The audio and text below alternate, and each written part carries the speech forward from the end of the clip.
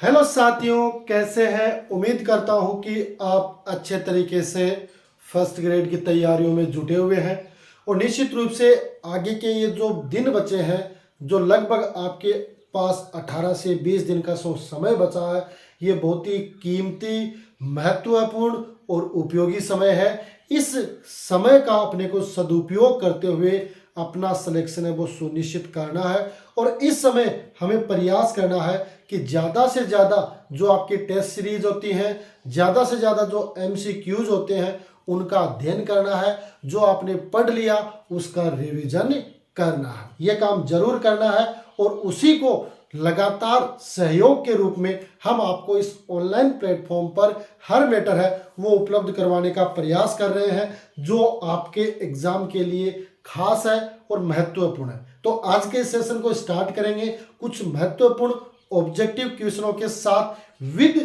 Disclaimer, यानी detail से उनको अपन समझेंगे और पूरा सेशन है वो पूरा का पूरा पढ़ाई पे और पूरा का पूरा ध्यान अपना गजेटेड ऑफिसर पर रहने वाला है। इसलिए जो भी साथी हमारे साथ पहली बार जुड़ रहे हैं वो एक बार सेशन को शेयर कर दें और जो पहली बार जुड़ने के साथ जिन्होंने चैनल को सब्सक्राइब नहीं किया वो एक बार सब्सक्राइब कर ले ताकि आज का सेशन है वो आपके लिए खास हो, महत्वपूर्ण हो। ठीक है साथियों, तो आज का सेशन है वो स्टार्ट करेंगे कुछ महत्वपूर्ण ऑब्जेक्टिव क्वेश्चनों के साथ जो आपके एग्जाम के लिए महत्वपूर्ण होने वाले हैं। ठीक है, तो आज का सेशन है वो मैं स्टार्ट कर रहा हूं और स्टार्ट के साथ ही आपको क्या करना है, जवाब देना है कि भाई इन क्वेश्चनों का आंसर क्या होने वाला है। देखो, सबसे पहले आपके सामने जो क्वेश्चन है वो है कि ABC 10 रुपए वाले प्रति अंश की दर से 20 अंशों का हरण किया गया है ना। ए लिमिटेड ने 10 रुपए वाले हैं 20 अंशों का हरण किया गया जिन पे मांगे कितने गए हैं, 8 रुपए मांगे गए। अक्स ने इन अंशों पर 2 रुपए के हिसाब से आवेदन राशि और 3 रुपए के हिसाब से आवंटन राशि है उसका भुगतान कर दिया। इन अंशों को वाई को 6 रुपए पूर्वदत्त यानी पूर्ण प्रदत्त मानते हुए पुनर्निर्गमन किया गया। अंशों के पुनर्निर्गमन के पूर्व अंशहरण खाते का शेष कितना था ये अपने को बताना। देखो कितना होगा ये आपको बताना है, 40 रुपए, 60 रुपए, 100 रुपए या 160 रुपए। देखो आपको जब अंशहरण किया जाता है तो वो प्रविष्टि आनी चाहिए। अंशहरण की प्रविष्टि होती है शेयर कैपिटल अकाउंट डीआर, है ना।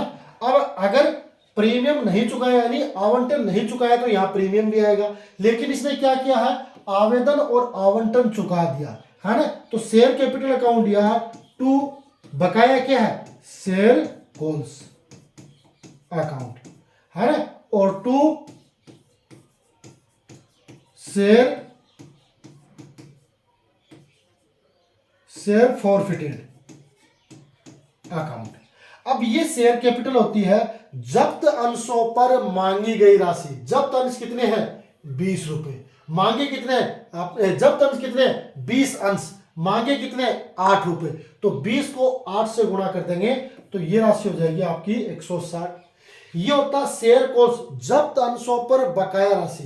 देखो आपने 8 रुपए मांगे, उसमें 3 आवंटन पे और 2 रुपए आवेदन पे उसने चुका दिए, तो 3 और 2 5 रुपए चुका दिए, तो बच गए कितने, 8 में से 5 घटाएंगे तो 3 रुपए उसके बच जाते हैं। तो 20 को 3 से गुणा करेंगे तो 60 रुपए आपके बकाया हो जाएंगे कॉल्स पे। ये होता है शेयर जब्त अंशों पर प्राप्त राशि। जब्त अंश कितने हैं, 20। आपने प्राप्त कितने किए, 2 और 3 5।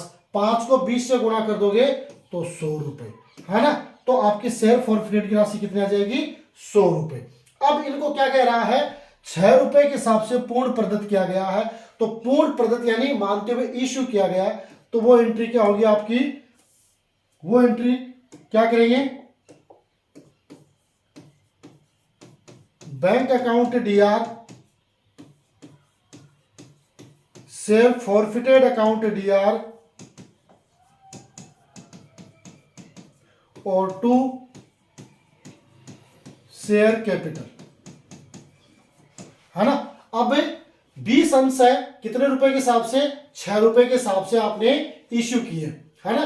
तो 20 को 6 से गुणा करेंगे तो 120 रुपए, जबकि शेयर का मूल्य कितना है 8 रुपए, तो 2 रुपए डिस्काउंट के हो गए, क्योंकि 8 में से 6 घटाएंगे तो 2 रुपए बच गए।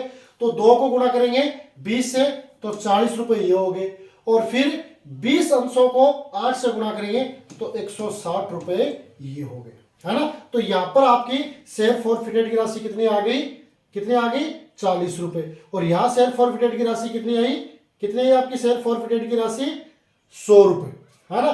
तो अब इसकी एंट्री क्या हो जाएगी, उसके बाद मैं सवाल हल हो गया, लेकिन आगे तक चल रहे हैं कि अगर वो कह दे कि कितनी राशि वो कैपिटल रिजर्व में ट्रांसफर की जाएगी, तो वो भी हो जाएगी आपकी share forfeited account DR to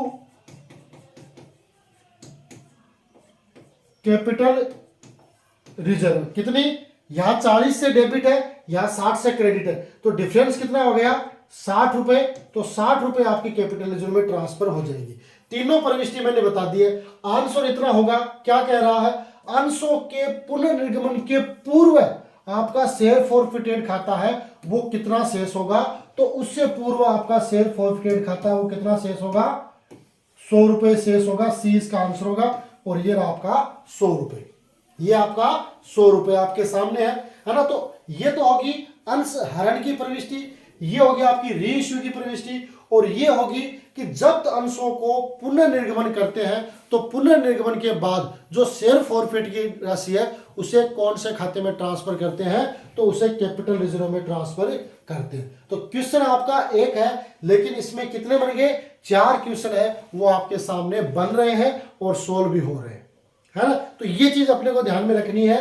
इस तरीके का क्वेश्चन है वो आपको एग्जाम में जरूर देखने को मिलेगा, क्योंकि अगर बात करें कि भाई कंपनी से रिलेटेड कोई क्वेश्चन बनता है तो उसमें हरण से रिलेटेड बनता है। इसके अलावा वहां से बनता है कि सारणी जो एफ होती है, सारणी एफ है, उसमें जो बकाया मांग है, बकाया मांग पर ब्याज की दर क्या होती है, उस पर ब्याज की दर होती है 10%, और जो अग्रिम मांग है, अग्रिम मांग पर ब्याज की दर कितनी होती है 12%। तो ये भी वहां से पूछा जा सकता। इसके बाद ये पूछा जा सकता है कि भाई प्रतिभूति प्रीमियम जो धारा 52 के तहत, कंपनी अधिनियम की जो धारा 52(1) है उसके तहत प्रतिभूति प्रीमियम है वो बनाया जाता है, और प्रतिभूति प्रीमियम का उपयोग आप कहाँ कर सकते हो, प्रारंभिक व्ययों को अपलेखित करने में, पूर्ण प्रदत्त बोनस अंशों निर्गमन में, अंश और ऋण पत्रों के शोधन पर दिए प्रीमियम को अपलिखित करने में, है ना। तो स्वयं के अंशों को क्रय करने में कहाँ आप प्रतिभूति प्रीमियम का उपयोग कर सकते हो, तो वहां से भी क्वेश्चन बनता है। और उसके बाद ये आपका हरण वाला क्वेश्चन है वो ये बनता है, तो इसको अपने को ध्यान में रखना है, ठीक है। तो 100 रुपए इसका आंसर हो जाएगा। सारी चीज आपने समझ ली होगी और नोट भी कर ली होगी, समझ गए मेरी बात। तो ये चीज छोटी छोटी जरूर है, लेकिन एग्जाम में तो कहते हैं ना कि हर छोटी छोटी चीज है वही एग्जाम को बड़ा बना देती है ना। तो अपने को क्या करना है, हर छोटी चीज को ध्यान में रखते हुए तैयारी करनी है, ठीक है। आगे बढ़े, अगला क्वेश्चन बताओ, देखिए इसका आंसर। आसान सा क्वेश्चन है, आसान सा क्वेश्चन है कि जर्नल के प्रारूप में कुल कितने स्तंभ होते हैं। तो ये आपके सामने है फॉर्मेट ऑफ जर्नल।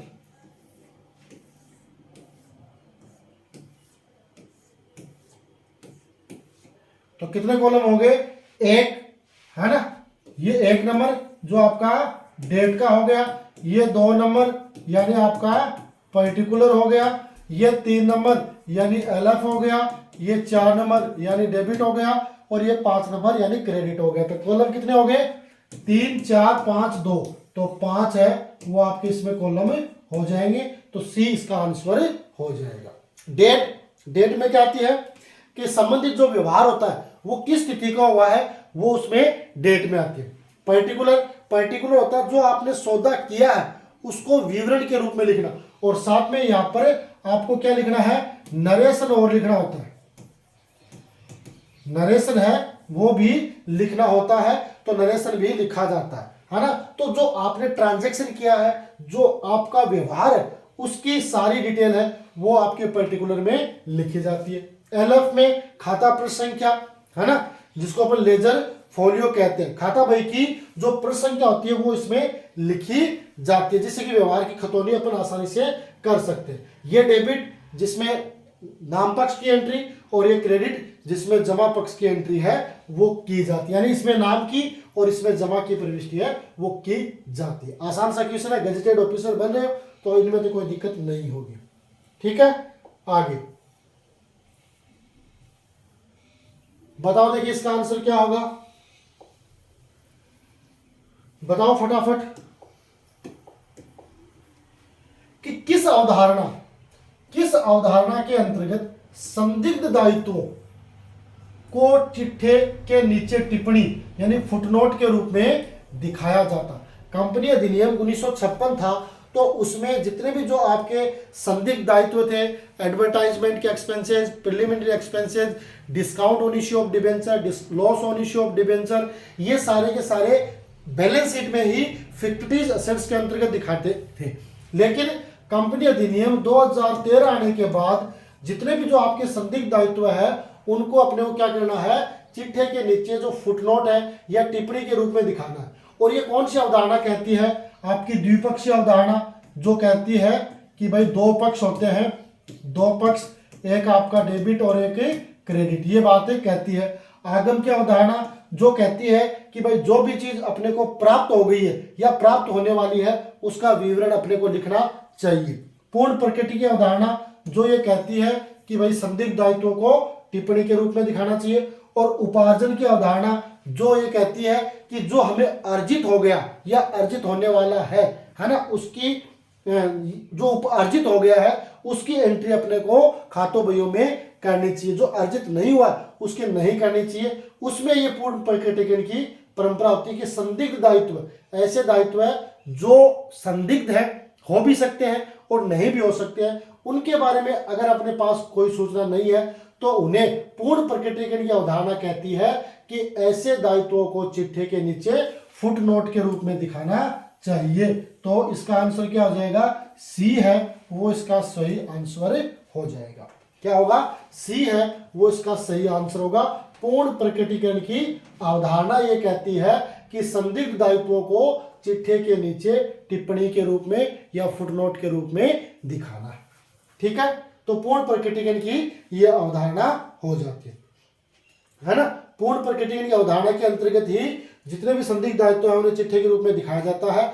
इस अवधारणा के अनुसार व्यवसाय के जो वित्तीय मामले होते हैं ना, उनसे संबंधित महत्वपूर्ण जो भी चीज प्रकट करने के लिए कहा जाता है वो आपकी पूर्ण प्रकटीकरण की अवधारणा के अंतर्गत होता है। ठीक है, समझे मेरी बात। तो ये अवधारणाएं हैं, परंपराएं हैं, मान्यताएं हैं, इनमें से भी आपको क्वेश्चन है वो देखने को मिलेगा। तो इसलिए इनको भी बिल्कुल भी अपने को लाइटली नहीं लेना है। जो भी आपके सामने अवधारणाएं, परंपराएं, मान्यता आती है उनको अच्छे तरीके से पढ़ के ही एग्जाम के लिए जाना है। ठीक है, बढ़े आगे। अगला क्वेश्चन बताओ, देखिए इसका क्या आंसर होगा। कंफ्यूज करने वाला है कि निम्न में से कौन से देनदारों पर आयोजन का निर्माण किया जाता है, अच्छे, बुरे, शंकाशील या उपयुक्त। बताओ, देखिए good debtors, bad debtors, doubtful debtors, है ना, और उपयुक्त सभी। क्या सभी पे बना ले, अभी आपको बताना है। क्या अपने सारे डेटर हैं उन सब पे बना ले, या जो बैड्स है उन पे बनानी चाहिए, या डाउट है उन पे बनानी चाहिए, या उपयुक्त सभी।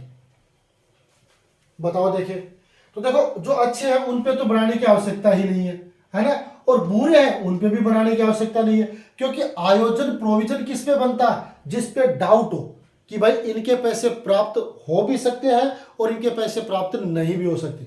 जिनको अपन ने बैड डेब्ट्स मान लिया है वो तो संदिग्ध में आयोजन बनाने के नहीं है, वो तो सारे के सारे बैड डेब्ट्स में जाएंगे। वो अपने लिए सारा का सारा क्या हो जाएगा, डूबत ऋण हो जाएगा और उसको डायरेक्टली लाभों में से कम कर दिया जाएगा, है ना। लेकिन आयोजन की अगर बात आती है तो हमेशा ध्यान रखना, जो शंकाशील होते हैं, जिसको इंग्लिश में क्या कहते हैं, डाउटफुल डेब्ट्स होते हैं, है ना, वो शंकाशील होते हैं और इन पर क्या बनाना जरूरी है, इन पर आयोजन बनाना जरूरी है ना। ठीक है, ओके, बढ़े आगे। अगला क्वेश्चन बताओ, देखिए इसका आंसर फटाफट बताओ। क्या है कि पट्टाधारी है ना, लीज होल्डर, पट्टाधारी द्वारा देय अधिकार शुल्क रॉयल्टी है ना, रॉयल्टी को स्थानांतरित किया जाता कौन से खाते में, अधिकार शुल्क खाते में, भूस्वामी के खाते में, लाभ हानि खाते में, या लघु कार्य खाते में, है ना। पट्टाधारी है जिसके स्वयं की भूमि का, मकान का पट्टा है ना, तो वो देय अधिकार शुल्क, जो राइट अधिक है ना, जो अधिकार शुल्क होता है, रॉयल्टी होती है, उसका हस्तांतरण कौन से खाते में करता है। तो सीधी सी बात है, इसका हस्तांतरण कौन से खाते में होगा, पीएनडल में। तो P and L account DR to royalty account,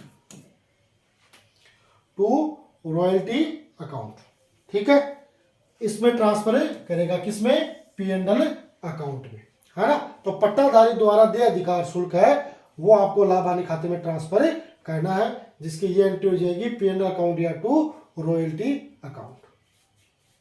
तो इसका आंसर क्या हो जाएगा, सी है वो इसका सही आंसर हो जाएगा। ओके,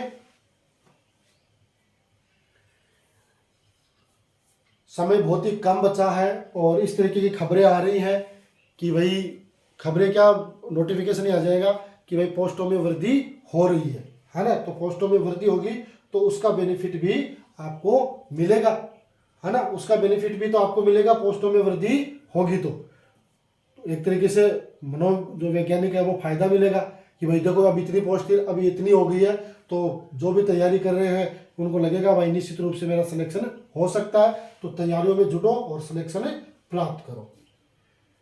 आगे देखो,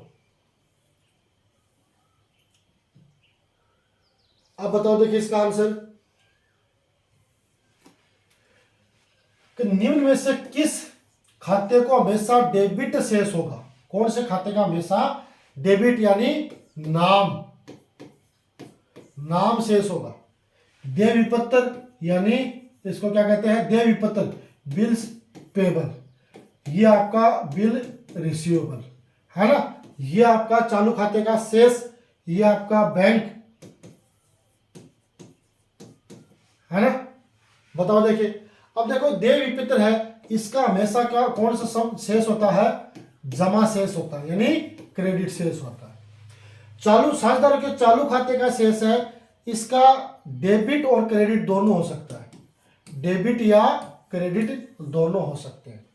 उसी तरह बैंक है, उसका भी डेबिट या क्रेडिट है, वो दोनों हो सकते हैं, लेकिन हमेशा जो संपत्तियां होती है उनका हमेशा डेबिट शेष ही होता है, तो बी इसका सही आंसर हो जाएगा। संपत्तियों का शेष हमेशा डेबिट होता है, दायित्वों का शेष हमेशा क्रेडिट होता है, लेकिन बैंक है वो यहाँ पर एक अपवाद है, क्योंकि आपके मन में ये होगा कि भाई बैंक है वो तो संपत्ति है और उसका डेबिट और क्रेडिट क्यों लिख रहे हैं, तो बैंक में ओवरड्राफ्ट की सुविधाएं होती है, तो जब आपके खाते में प्लस है तो वो आपका प्लस रहेगा, लेकिन जब आपने ओवरड्राफ्ट कर लिया यानी बैंक से ज्यादा पैसे निकाल लिए, तो वहां पर आपका जो बैंक खाता है वो माइनस में चला जाएगा। तो इसलिए डेबिट और क्रेडिट दोनों हो सकते हैं, ये भी दोनों हो सकते हैं, ये हमेशा क्रेडिट रहेगा, लेकिन बिल रिसीवेबल हमेशा डेबिट ही होगा। ठीक है, तो इसका आंसर क्या हो जाएगा, बी इसका राइट आंसर हो जाएगा। ठीक है, बढ़े आगे, अगला क्वेश्चन बताओ, देखिए इसका आंसर बता दोगे, क्या है, डेबिट कार्ड या क्रेडिट कार्ड के माध्यम से की गई बिक्री कहां दर्ज की जाती है, विक्रय बही में, मुख्य जर्नल में, क्रय बही में, रोकड़ बही में। विक्रय बही में क्या लिखते हैं, उधार माल का विक्रय, जो माल आपने उधार बेचा उसका विक्रय, है ना। मुख्य जर्नल में जो भी एंट्री रह जाती है, जैसे माल आग से जल गया,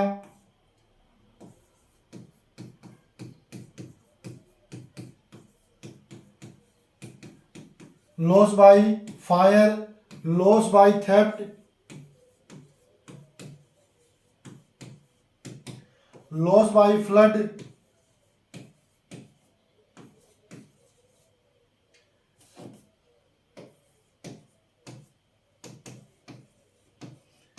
है ना। इसके अलावा जो आपकी 7 सहायक बहिया है उसके अलावा कोई भी प्रविष्टि बचेगी वो मुख्य जनरल में ही आएगी। क्रय बही में उधार क्रय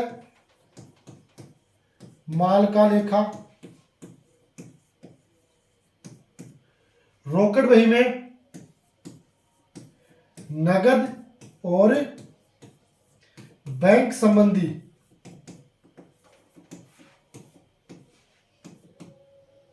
व्यवहार का लेखा। तो अब देखो नगद का भी है क्योंकि ये 3 तरीके की होती है, एक स्तंभीय, द्विस्तंभीय और त्रिस्तंभीय। तो अब इसमें पूछा है कि डेबिट कार्ड, तो डेबिट कार्ड भी अपने बैंक खाते से जुड़ा होता है और क्रेडिट कार्ड भी अपने बैंक खाते से ही जुड़ा होता है, इसलिए कि आपने बिक्री क्रेडिट और डेबिट कार्ड के माध्यम से आपने की है बिक्री, तो उसका सीधा का सीधा संबंध अपने को ध्यान में रखना है, किससे होगा, रोकड़ बही से होगा, क्योंकि ये सारे के सारे जो पैसे हैं वो आपके किस में आएंगे, कैश बुक में ही आएंगे, है ना। कैश बुक में एंट्री होगी तो कैश बुक में भी आपका जो बैंक कॉलम होगा उसमें उसकी प्रविष्टि होगी। तो इसलिए आप चाहे डेबिट कार्ड से करो और चाहे क्रेडिट कार्ड से करो, आपका जो पेमेंट है वो आपका रोकड़ बही के कैश या बैंक कॉलम में ही दर्ज किया जाएगा। ठीक है, तो समझ गए। विक्रय बही में उधार माल का लेखा, क्रय बही में उधार क्रय माल का लेखा, मुख्य जनरल में इसके अलावा जो 7 सहायक बहिया है उनसे रिलेटेड प्रविष्टियों को छोड़कर बाकी सारी प्रविष्टियां आपकी प्रॉपर जनरल मुख्य जनरल में की जाती है। ठीक है, ओके, बढ़े आगे। अगला क्वेश्चन बताओ, देखिए इसका आंसर, आपके हिसाब से इसका आंसर क्या होना चाहिए, फटाफट इसका रिप्लाई आनी चाहिए। सारे साथी आज की सेशन को देख रहे हैं, तो देख रहे हैं तो आपकी ड्यूटी बनती है कि आप इनका जवाब दें, है ना।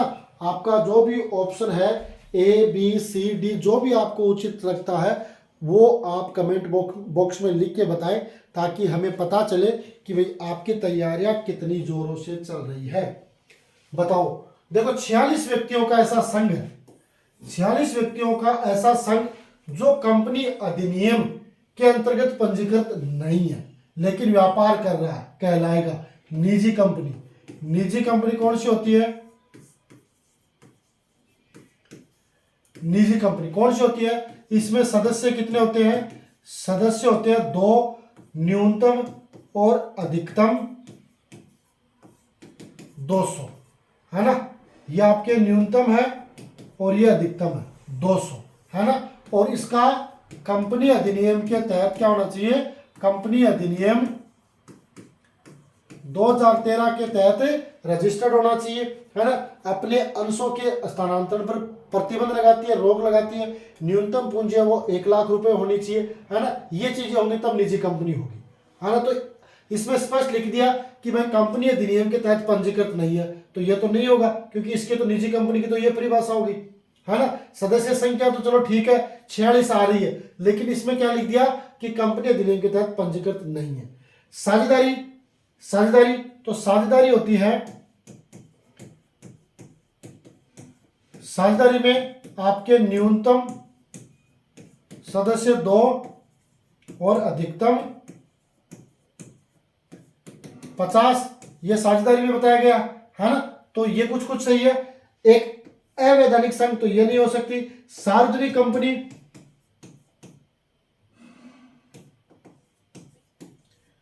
सार्वजनिक कंपनी इसमें सदस्य न्यूनतम 7, अधिकतम असीमित, तो ये भी नहीं होगी। पूंजी इसमें 5 लाख, अंशों का स्थानांतरण है वो स्वतंत्र रूप से कर सकती है, तो ये सार्वजनिक कंपनी होती है। लेकिन ये अधिनियम नहीं है, तो सीधी सी बात है ये एक साझेदारी होगी जिसमें न्यूनतम 2 और अधिकतम कितने हो सकते हैं, 50 सदस्य हो सकते हैं। 46 व्यक्तियों का जो पंजीकृत संघ है वो कंपनी अधिनियम के तहत नहीं है, इसलिए ये साझेदारी माना जाएगा और साझेदारी के तहत ही इसको व्यापार कर रहा है। तो इसका आंसर क्या होगा, बी है वो इसका सही आंसर हो जाएगा, एक साझेदारी मानी जाएगी। ठीक है, बढ़े आगे अगला क्वेश्चन की ओर। यहां तक सारी चीज समझ में आ गई होगी। अगला क्वेश्चन बताओ, देखिए इसका आंसर बताओ फटाफट कि ए और ब बराबर के साझेदार हैं जिनकी पूंजी क्रमशः 16,000 और 12,000 है ना। ए और बी की 16,000 और 12,000। सी या स को 1/4 भाग के लिए प्रवेश करता है और 15,000 रुपए की पूंजी लाता। फर्म की ख्याति का मूल्य आपको ज्ञात करके बताना है, 60,000, 12,000, 17,000 या 47,000। बताओ देखिए इसका कितना जल्दी आप आंसर दे सकते हो, फटाफट इसका आंसर आना चाहिए। बताओ देखिए इसका क्या आंसर होगा, बता सकते हो क्या। तो इसमें सी है ना, सी की पूंजी कितनी है, 15,000। सी का हिस्सा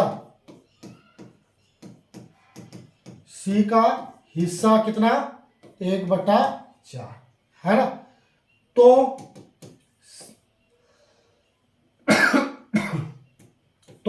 सी 1/4 भाग के लिए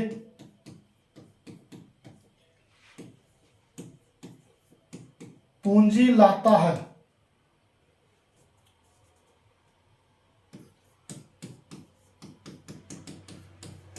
₹15,000। तो 4/1 यानी पूर्ण भाग के लिए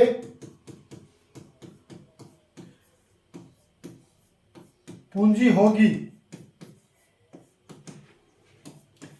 15,000 मल्टीप्लाई 4/1। तो 15 चौके 60, 15 चौके 60 क्या होगी, 15 चौके 60 है वो इसके लिए पूंजी होगी। ठीक है, 15 चौके 60 है वो पूंजी होगी, है ना, फर्म की कुल पूंजी होगी। तो ख्याति है ना, तो तीनों की पूंजी जोड़ लेंगे, 16,000 तो हो गई ए की, 12,000 होगी बी की और प्लस 15,000 हो गई सी की, है ना। तो इनकी कितनी हो गई, ये हो गई 43,000, है ना। तो यहां पर आ जाएगी आपकी ख्याति बराबर 60,000 फर्म की कुल पूंजी, उसमें 43,000 पार्टनर्स की, तो बच गए कितने,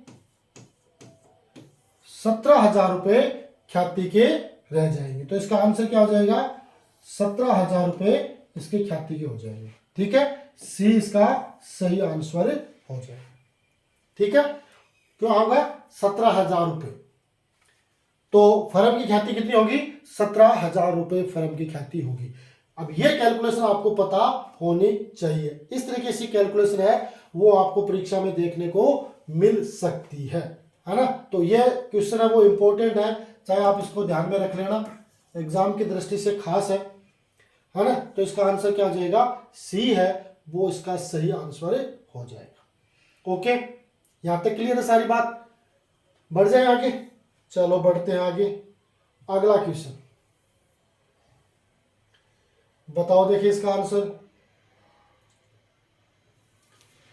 पार्टनरशिप का ही है कि चिट्ठे में दिखाया गया संयुक्त जीवन बीमा पॉलिसी है ना, जिसको अपन क्या कहते हैं, JLP जॉइंट लाइफ पॉलिसी खाता कौन सी राशि को प्रकट करता है ना। चिट्ठे में दिखाया गया संयुक्त जीवन बीमा पॉलिसी खाता कौन सी राशि को प्रकट करता है, पॉलिसी का समर्पण मूल्य, संयुक्त जीवन बीमा पॉलिसी का वार्षिक प्रीमियम, फर्म द्वारा देय कुल प्रीमियम, पॉलिसी के परिपक्व होने पर प्राप्त राशि, है ना, पॉलिसी के परिपक्व होने पर प्राप्त राशि। बताओ देखिए, चिट्ठी में दिखाया गया संयुक्त जीवन बीमा पॉलिसी खाता कौन सी राशि को प्रकट करता है? बताओ देखिए, क्या इसका सही आंसर होना चाहिए? ए, बी, सी। तो देखो, ये हमेशा ध्यान रखना, जो संयुक्त जीवन बीमा पॉलिसी है उसमें जो चिट्ठी में राशि दिखाई जाती है वो होता है पॉलिसी का आपका समर्पण मूल्य, है ना। पॉलिसी का जो सिलेंडर वैल्यू होती है वो आपको क्या दिखाना है, किसमें दिखाना है? चिट्ठे में दिखाना होता है ना। चिट्ठे में संयुक्त जीवन बीमा पॉलिसी का जो समर्पण मूल्य है वो दिखाया जाता है, और उसके लिए जो परंपरा होती है वो कौन सी होती है? वो होती है आपकी रूढ़िवादिता। रूढ़िवादिता की परंपरा कौन सी होती है? रूढ़िवादिता की परंपरा। रूढ़िवादिता की जो परंपरा है वो इसमें शामिल की जाती है, ठीक है। तो पॉलिसी का जो समर्पण मूल्य है वो रूढ़िवादिता की परंपरा के कारण या रूढ़िवादिता की परंपरा के आधार पर ही उसे क्या दिखाया जाता है? पॉलिसी का जो समर्पण मूल्य है उसे चिट्ठे में दिखाया जाता है, ठीक है। तो ये भी आपका एक इंपॉर्टेंट पॉइंट है एग्जाम की दृष्टि से, इनको भी आपको ध्यान में रखना है, ठीक है। ठीक है साथियों, तो ये था एक और शानदार जानदार छोटा सा सेशन जो मैंने आपके साथ शेयर किया है। निश्चित रूप से आज का जो सेशन है बड़ा ही खास और इन्फॉर्मेटिव रहा होगा। अगर ऐसा आपको लगता है तो जरूर आज के सेशन को लाइक करें, चैनल को सब्सक्राइब करें, क्योंकि समय बहुत ही कम है। मैं ये नहीं कहता कि भाई पूरा वीडियो है आपको देखना है, 1.5 की स्पीड में, 2 की स्पीड में भी आप देख सकते हो। अपना टारगेट है कि भाई एग्जाम तक ज़्यादा से ज़्यादा क्वेश्चन है उन पे अपने को प्रैक्टिस करनी है, स्वयं को चेक करना है कि कहाँ तक मेरी तैयारी है वो पहुँच गई है। और अगर तैयारी आपकी अच्छी होगी तो निश्चित रूप से आपको एग्जाम में सफलता भी मिलेगी। इसी आशा और विश्वास के साथ आज के इस सेशन में इतना ही। मिलेंगे अगले सेशन में, तब तक के लिए गुड बाय।